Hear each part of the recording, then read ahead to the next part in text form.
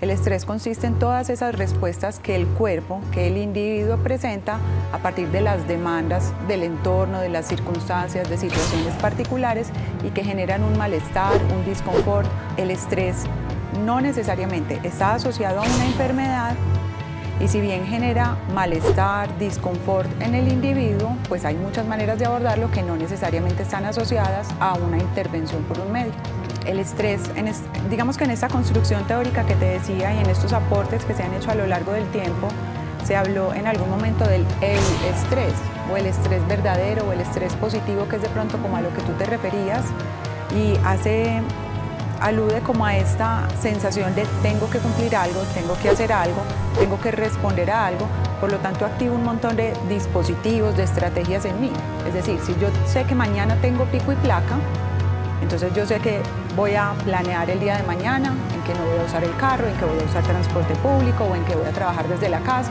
¿Sí me entiendes? Es lo que me permite anticiparme a cómo voy a llevar a cabo una respuesta. Eso era lo que antes se llamaba euestrés, o sea, lo que te generaba como la movilización de algunas estrategias y de algunos mecanismos para responder a esa situación estresora o a esa circunstancia estresora o a lo que te está pues como generando la necesidad de responder.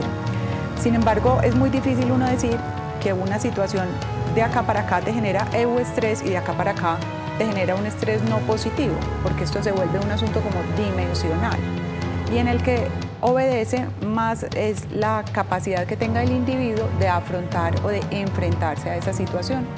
En el área global de la salud, por decirlo así, podría referirse el estrés agudo a unos síntomas que se presentan a partir de una situación que genera la necesidad de responder súbitamente y que puede generar síntomas en un lapso de tiempo.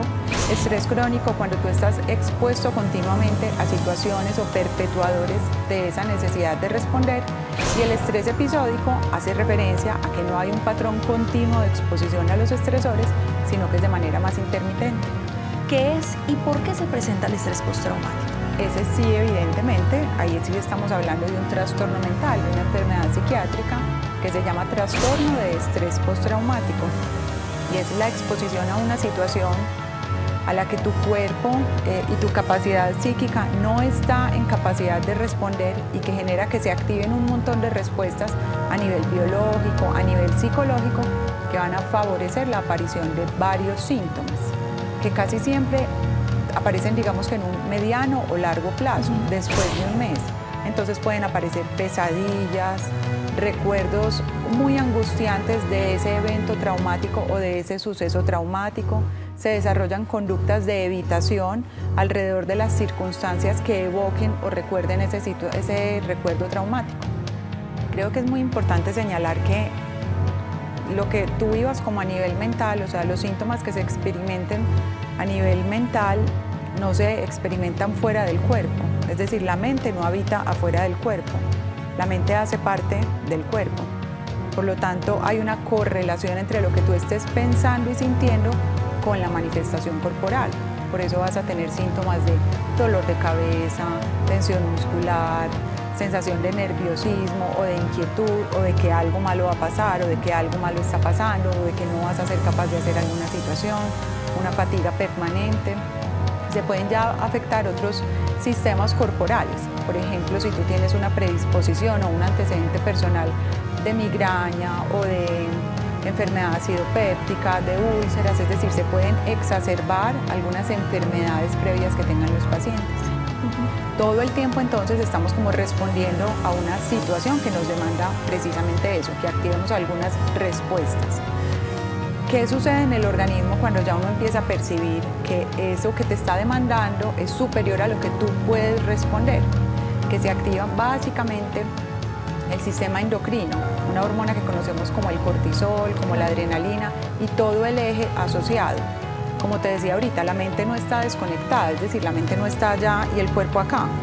Entonces, ese eje hipotálamo, hipófisis, suprarrenal, que es como el eje endocrino que controla o que, digamos que lidera toda esta cascada hormonal, genera que ese aumento en esa hormona desencadene otros cambios químicos que desencadenan en síntomas físicos.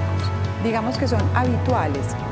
Es habitual que el estrés se manifieste a través de los síntomas corporales que tú tengas comprometidos. Es decir, si tú tienes el antecedente, por ejemplo, de una dermatitis, de una urticaria, de una psoriasis, es decir, de una condición dermatológica, es esperable que ante una condición de estrés se exacerben, es decir, se empeoren los síntomas de esa enfermedad dermatológica. Así con las enfermedades gastrointestinales, lo que mencionabas de la úlcera, la esofagitis, la enfermedad acidopéptica, así lo que mencionabas también con algunas condiciones respiratorias, así lo que mencionabas con algunas condiciones neurológicas, porque todo nuestro cuerpo está conectado, todos nuestros sistemas están conectados.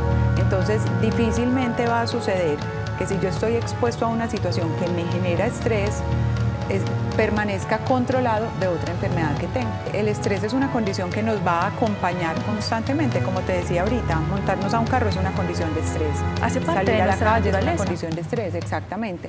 Ahora, ¿cuál es el impacto de ese estrés? ¿Qué tanto malestar te está generando? ¿Qué tanto ese malestar se convierte en una condición que ya te limita funcionar como tú funcionas? Es decir, que ya limita la funcionalidad en el trabajo o en el estudio o en el cuidado de otras personas si te dedicas a eso o en las relaciones interpersonales. Entonces, en ese sentido, la primera medida para prevenir el estrés, más que para prevenir el estrés, es para prevenir el impacto en la funcionalidad del estrés, es identificarlo tempranamente. No asumir que eso es lo normal y que sentirse mal es lo normal y que sentirse agotado, cansado, desmotivado, con todos estos síntomas físicos que tú mencionabas es lo normal. Cuando hacemos respiración consciente, y para eso encuentran todo tipo de técnicas, de videos en las plataformas digitales, en muchos recursos digitales se encuentran recomendaciones sobre respiración consciente que nos permiten, entre otras, activar el nervio vago, que es un nervio que nosotros tenemos en el sistema nervioso, que permite bajar la frecuencia cardíaca, regular la frecuencia respiratoria, disminuir un poco el tono muscular. Entonces, solo empezar a hacer respiración consciente, hacerlo lentamente, a de verdad sentir que estás respirando y a poner toda tu atención en qué siente tu cuerpo cuando estás respirando, en cómo es eso, ya eso genera modificaciones en la manera en la que se percibe el estrés.